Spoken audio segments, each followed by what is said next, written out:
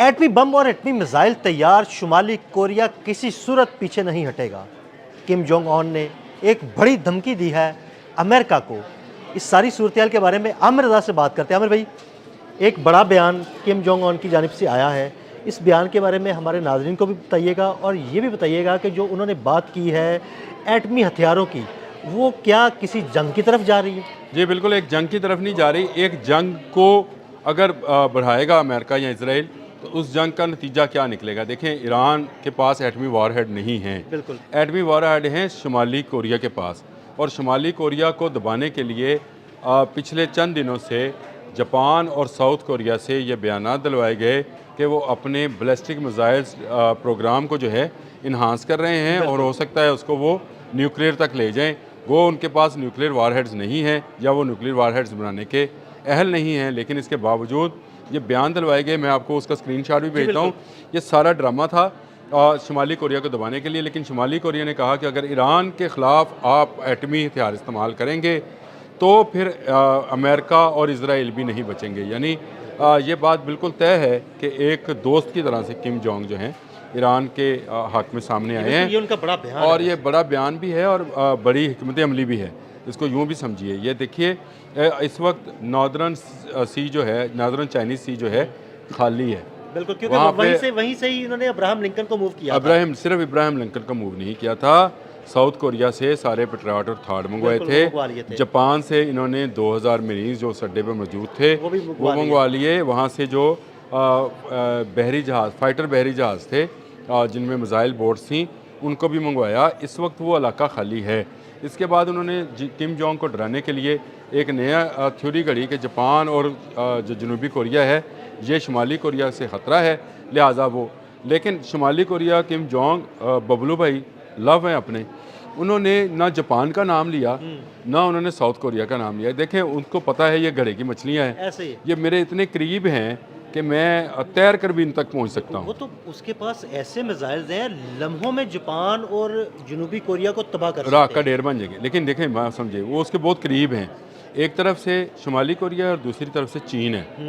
अब ये northern Chinese सी जो है, इस पर इजारादारी इस वक्त मुकम्मल तौर पर चीन की है। ऐसे ही है, बिल्कुल। और शुमाली कोरिया समझता है कि जब अगर मेरे साथ कोई जंग छिड़ेगा तो चीन उसका जवाब इस तरफ देगा, मुझे जवाब देना है अमेरिका को और इसराइल को। हाँ जी। जिसने पूरे मिडल ईस्ट में तेल की जो तरसील है उसको बरहम किया हुआ, और उसमें शुमाली कोरिया का भी नुकसान हो रहा है। देखिए, चीन का नुकसान हुआ तो ये नुकसान शुमाली कोरिया का भी है।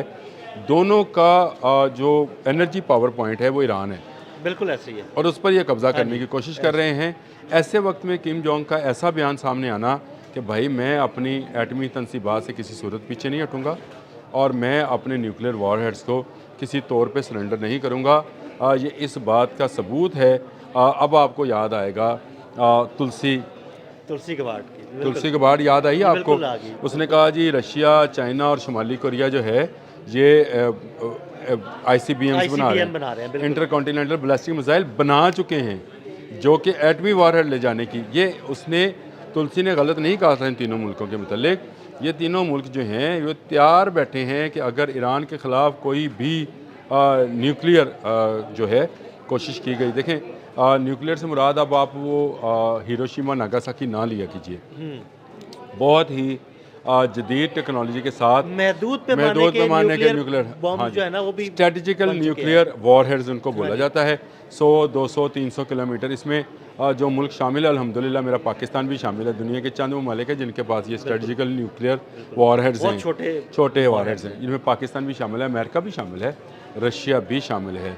और ये वॉरहेड्स जो हैं ये महदूद पैमाने पर कर सकते हैं। अगर ईरान पर ये महदूद पैमाने का वॉरहेड भी इस्तेमाल हुआ तो शुमाली कोरिया के पास महदूद पैमाने का वॉरहेड नहीं है। मैं आपको ये बताना चाह रहा था। इसका मतलब है कि वो जो अगर उसके पास जो वॉरहेड्स हैं वो बड़े साइज के हैं और वो बड़ी तबाही लाने वाले हैं। यानी अगर उसने कोई भी ऐसा वॉरहेड जो है वो अमेरिका या इसराइल पर मारा तो बड़े पैमाने पर तबाही होगी। देखें, ये फिर एक ऐसी जंग होगी जो शायद पूरी दुनिया से ना संभाली जाए। प्यूटन का वो बयान कि ये अगर एटमी जंग हुई और थर्ड वर्ल्ड वार हुई तो ये फिर दुनिया रहेगी नहीं बाकी। इसने यूरोपियन यूनियन को ये बात कही थी कि इसको रोको, अगर ये ना रुका तो ये थर्ड वर्ल्ड वार तक जाएगा और थर्ड वर्ल्ड वार जो है एटमी वार होगी।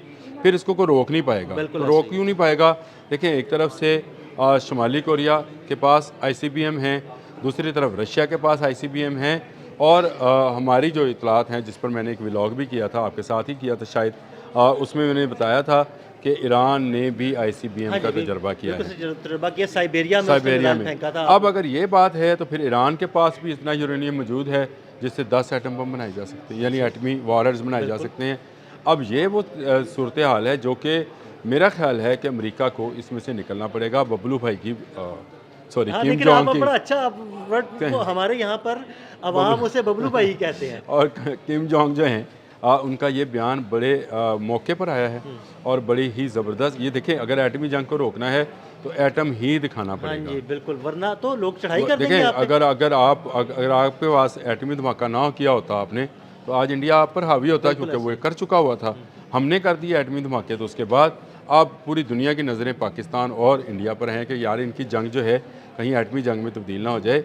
इसी तरह शुमाली कोरिया अपनी तरफ से डिक्लेयर्ड एटमी पावर है, याद रखिएगा, वो डिक्लेयर्ड एटमी पावर है, और उसने इस बात में कभी झिझक का मुजाहरा नहीं किया कि मेरे पास एटमी वारहेड नहीं है। वो तो इसका वो कहता लगाने पाबंदियाँ लगाओ, मुझे इसकी जाएगी। ज़रूरत नहीं है। देखें, उसमें उसको 2 मुल्कों की हिमायत हासिल है, एक चीन की और दूसरी रशिया की, और तीसरा ईरान है जिसके साथ वो दोस्ती निभा रहा है, और ईरान ने भी उसके साथ दोस्ती निभाई है।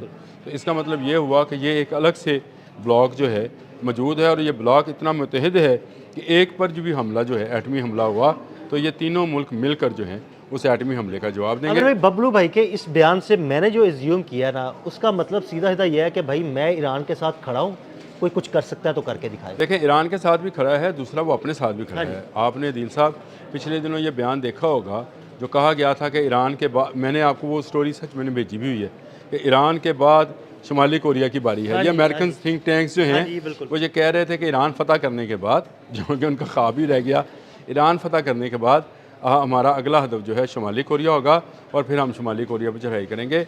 लेकिन उसी दिन, जिस दिन ये बयान आया, उसी दिन बबलू भाई ने 10 मिसाइल जो हैं नए, उनका तजर्बा किया। कहाँ पे? जहाँ पे साउथ कोरिया के साथ मिलकर अमेरिकन मशक़ें होने वाली थी, और अब साउथ 10 मिसाइल उससे समंदर में फेंके जापान की सरहद के करीब, जहाँ इन्होंने मशक़ें करनी थी, और उसके बाद उन मशक़ों को मुलतवी कर दिया गया था।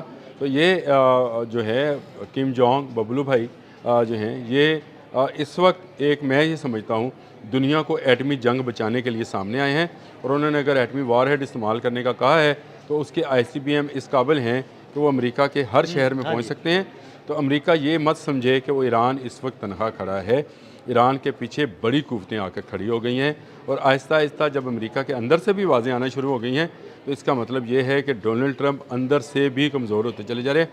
मैं रात ही एक स्टोरी बैठा पढ़ रहा था, तो स्टोरी के अंदर था कि अमेरिकन आर्मी जो है उसकी ताकत तेज़ी से कम हो रही है।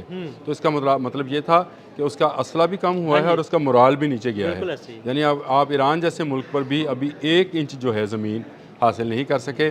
आप ज़रूर मिसाइल बरसा रहे हैं, 69 लोगों को शहीद कर रहे हैं, लेकिन उसका जवाब ईरान इस तरह से दे रहा है जिसने बता दिया कि जंग में पहले 2 दिनों में जो आप कह रहे थे कि उसकी तमाम मिसाइल बैटरीज़ और मिसाइल सिटीज़ जो हैं वो ख़त्म कर दिए गए, वो ख़त्म नहीं हुए हैं, और ये मिसाइल सिटीज़ जो हैं आज भी मौजूद हैं। इन पर अलग से आज भी इसराइल पर हमले हुए हैं। मैं आपको एक बताऊँ, अगला भी व्लॉग करते हैं, लेकिन उसमें मैं आपको बताऊँगा कि उनके पास कितना ज़हीरा है मिसाइल्स का, और कौन से ऐसे मिसाइल्स भी होंगे जो शायद अभी तक इस्तेमाल भी नहीं हुए। आमिर भाई की नई वीडियो भी आई है मिसाइल शहरों की, उसके बारे में मैंने आपसे तफसीली जी मैंने की है। बहुत शुक्रिया आमिर भाई। आमिर भाई ने आपको बड़ी तफसीलात से आगाह किया। अदील अहमद और आमिर रज़ा को फॉलो करते रहें। अब तक के लिए अल्लाह हाफ़िज़।